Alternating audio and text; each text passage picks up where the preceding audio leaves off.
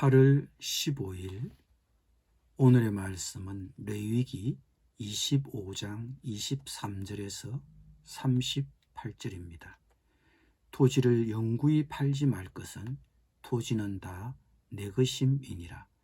너희는 거류민이요 동거하는 자로서 나와 함께 있느니라. 너희 기업의 온 땅에서 그 토지 무르기를 허락할지니 만일 내 형제가 가난하여 그의 기업 중에서 얼마를 팔았으면 그에게 가까운 기업 물을 자가 와서 그의 형제가 판 것을 물을 것이요. 만일 그것을 물을 사람이 없고 자기가 부유하게 되어 물을 힘이 있으면 그 판 해를 계수하여 그 남은 값을 산자에게 주고 자기의 소유주로 돌릴 것이니라. 그러나 자기가 물을 힘이 없으면 그 판 것이 희년에 이르기까지 산자의 손에 있다가 희년에 이르러 돌아올지니 그것이 곧 그의 기업으로 돌아갈 것이니라. 성벽 있는 성내의 가옥을 팔았으면 판지 만 1년 안에는 물을 수 있나니 곧 그 기한 안에 물으려니와 1년 안에 물으지 못하면 그 성 안의 가옥은 산자의 소유로 확정되어 대대로 영구히 그에게 속하고 희년이라도 돌려보내지 아니할 것이니라. 그러나 성벽이 둘리지 아니한 촌락의 가옥은 나라의 전토와 같이 물러주기도 할 것이요 희년에 돌려보내기도 할 것이니라. 레위 족속의 성읍 곧 그들의 소유의 성읍의 가옥은 레위 사람이 언제든지 물을 수 있으나 만일 레위 사람이 물으지 아니하면 그의 소유 성읍의 판 가옥은 희년에 돌려보낼지니 이는 레위 사람의 성읍의 가옥은 이스라엘 중에서 받은 그들의 기업이 됨이니라. 그러나 그들의 성읍 주위에 있는 들판은 그들의 영원한 소유주이니 팔지 못할지니라. 내 형제가 가난하게 되어 빈손으로 내 곁에 있거든 너는 그를 도와 거류민이나 동거인처럼 너와 함께 생활하게 하되 너는 그에게 이자를 받지 말고 내 하나님을 경외하여 내 형제로 너와 함께 생활하게 할 것인즉 너는 그에게 이자를 위하여 돈을 구워주지 말고 이익을 위하여 내 양식을 구워주지 말라. 나는 너희의 하나님이 되며 또 가나안 땅을 너희에게 주려고 애굽 땅에서 너희를 인도하여 낸 너희의 하나님 여호와이니라. 아멘.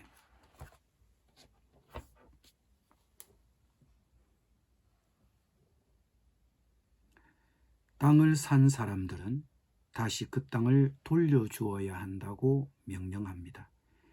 24절에서 말하는 토지 무르기는 가장 가까운 친척이 땅을 대사하는 것을 말합니다. 이런 제도의 중요한 신학적 근거는 23절에 있습니다. 토지를 영구히 팔지 말 것은 토지는 다 내 것임이니라. 너희는 거류민이요 동거하는 자로서 나와 함께 있느니라. 하나님이 땅의 주인이십니다. 그러므로 땅을 영구히 팔지 말아야 합니다. 즉 완전하게 매각해서 다시 반환하기 불가능하게 만들지는 말아야 합니다. 토지 무르기의 일반적인 예를 들면 한 이스라엘 백성이 어쩔 수 없는 상황에 의해 가난하게 되어 땅을 팔았다고 가정하면 그에게 가까운 기업 물을 자는 그가 판 것을 대사야 합니다. 이때 땅을 판 자와 가장 가까운 친척을 기업 물을 자, 고엘이라 하고 그 대사하는 행위를 구속이라고 합니다. 이때 가장 가까운 친척은 없지만 다행히 그 사람의 형편이 나아질 경우는 그 땅의 가치를 계산하여 값을 주고 반환받을 수 있는 희망이 생기는 것입니다. 25, 28절이 이처럼 일반적인 사례를 든 것이라면 29, 34절은 기업 무르기에 대한 보다 구체적인 사례를 언급하고 있습니다. 도시적 환경이라 할 수 있는 성벽에 있는 성의 가옥은 희년제도가 강제적으로 적용되지는 않았습니다. 그러나 성벽이 둘리지 않은 촌락의 가옥은 전토나 밭처럼 취급해서 기업 무르기나 희년제도의 적용을 받았습니다. 32에서 34절은 레위인의 재산 문제를 다룹니다. 레위인의 어떤 성읍이나 촌락의 집을 팔더라도 기업무르기나 희년의 제도가 적용되었습니다. 그러나 그들의 땅은 그들의 영원한 소유주이므로 결코 팔 수 없었습니다. 그리고 오늘 마지막 단락인 35절에서 38절에서는 가난한 자들에 대한 보살핌과 배려가 잘 드러나고 있습니다. 그 사회가 안전하려면 가난한 자들의 관한과 궁핍을 최소화해야 합니다. 이미 레위기는 제사 제물을 드릴 때 가난한 자들의 사정을 배려하도록 했습니다. 추수를 할 때도 밥 모퉁이를 남겨두거나 추수할 때 떨어진 곡식 나달은 줍지 않도록 하여 가난한 자들을 배려하도록 하였습니다. 기업 무르기와 희년제도 역시 가난한 자들을 위한 배려였습니다. 희년제도는 원주인에게 재산을 반환하도록 함으로써 재산을 되찾을 수 있는 희망을 갖게끔 했습니다. 오늘 본문에서는 가난한 자들에게 이자를 받지 말라고 하셨습니다. 누군가의 힘든 상황을 악용하는 일은 공동체를 생각하시는 하나님의 뜻에 위배되는 것입니다. 가난한 자들을 위한 이런 배려는 모두 함께 공존하기 위한 것입니다. 오늘 본문 전체를 아우르는 신학적 개념은 땅에 대한 하나님의 소유권 개념입니다. 그것이 23절에 잘 드러나 있습니다. 토지를 영구히 팔지 말 것은 토지는 다 내 것임이니라. 너희는 거류민이요 동거하는 자로서 나와 함께 있느니라고 하셨습니다. 땅의 소유권은 하나님에게 있습니다. 사람들은 그 땅에 거류하는 거류민이요 소작인들입니다. 즉 사람들은 주인이신 하나님께 그 땅을 빌려 관리하는 청지기인 셈입니다. 이런 정신이 안식년과 희년제도, 토지의 기업 무르기를 통해 가시적이고 실제적으로 구체화되고 있는 것입니다. 따라서 하나님의 백성들은 재산과 재물을 가졌다 해도 그들 자신이 그 주인이 아니라 그들은 청지기라는 시각을 가져야 합니다. 그들이 재산과 재물을 소유하고 있다고 해도 그 주인은 창조주이신 하나님입니다. 이처럼 자신의 재산과 재물을 두고 내 것이니 내가 붙들고 꼭 상속하겠다는 생각을 버리게 하시고 이 재산, 이 재물 또한 하나님이 그들에게 주신 선물이라고 인식하도록 하셨습니다. 그래서 하나님은 안식년과 희년 제도를 주시고 그들에게 토지 무르기를 명령하심으로 이 하나님의 뜻이 실천되도록 제도화하신 것입니다.